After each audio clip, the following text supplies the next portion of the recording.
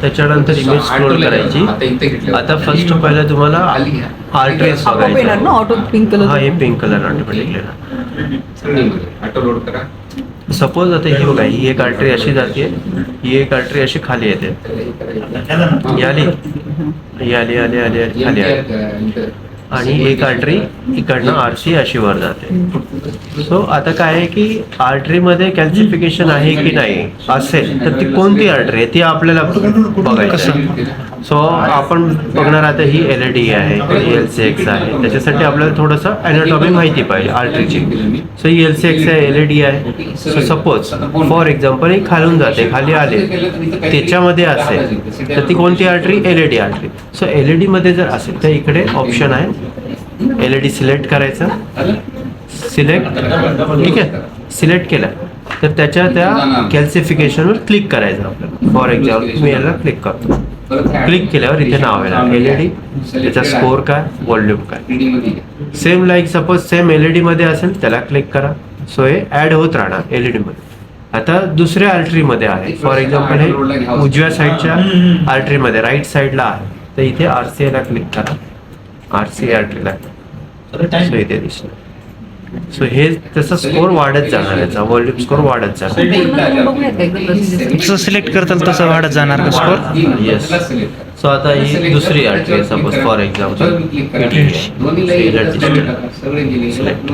102च्या पुढे म्हणजे नाही घेता येणार, 64च्या पुढे तर नाही घेता येत ना? नाही, 400च्या. 400. सपोज आता हे दुसरं आहे, हे LM आहे, हिला क्लिक करा, हिला क्लिक करा, हिला क्लिक करा, है ना?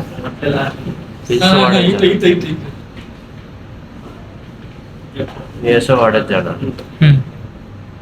सो आता हे सगळं झालं, कॅल्सिफिकेशन रेडी झालं. आता हे एवढा त्याचा स्कोर आहे, कॅल्सिफिकेशन हा स्कोर आहे. पण मग याला कॅप्चर करू शकतात प्रिंट देण्यासाठी आर्टरी मध्ये. हा, आता मेजर कोणत्या? 3च आर्टरी आहेत, RCA, LAD, LCX. ह्या 3च मेजर आर्टरी आहेत. ह्या 3 मेजर आर्टरी मध्ये कॅल्सिफिकेशन असेल तर तुम्हाला ते सिलेक्ट करून चेक करायचं आणि तो हा टेबल तयार करायचा. प्रत्येक PA करण्यापूर्वी हे केलंच पाहिजे. येस, अँजिओग्राफी करायच्या आधी कॅल्शियम स्कोर चेक करायचा. तुम्हाला आयडिया येऊनच जाते. आता 1-2 स्टडीला तुम्हाला थोडा त्रास होईल, पण नंतर कंटिन्युएशन मध्ये आलात तुम्ही तर तुम्हाला इमिजिएटली कळेल. घेण्यापूर्वी लगेच करायचं की आधी करून मग पेशंट अपॉइंटमेंट? नाही, कोणी डॉक्टर लोक पहिले चेक करून बघतात, काही काही डॉक्टर ऑन पेपर चेक करून मग डिसिजन घेतात की करायचं की नाही.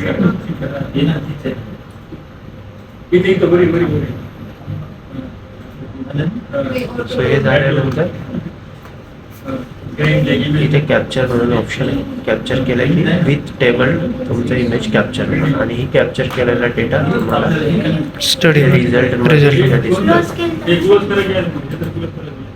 तो ओपन करून बघू शकतो. याला प्रिव्ह्यू केला की बघा कॅप्चर इमेज दिसेल तुम्हाला. ठीक आहे.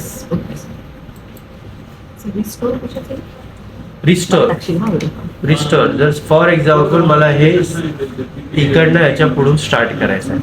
सो रिस्टोर येस करा. त्याच्या पुढे कंटिन्यू करू शकतो. म्हणजे परत प्रिव्हियस काम तुम्हाला करायची गरज नाही स्टार्ट पासून. ऑलरेडी माझं हाफ काम झालंय, त्यात जस्ट इमेज कॅप्चर करून घ्या, फोटो काढून घ्या आणि मग तिला रिस्टोर करा. मग इकडनं तुम्ही रिस्टोर करू शकता.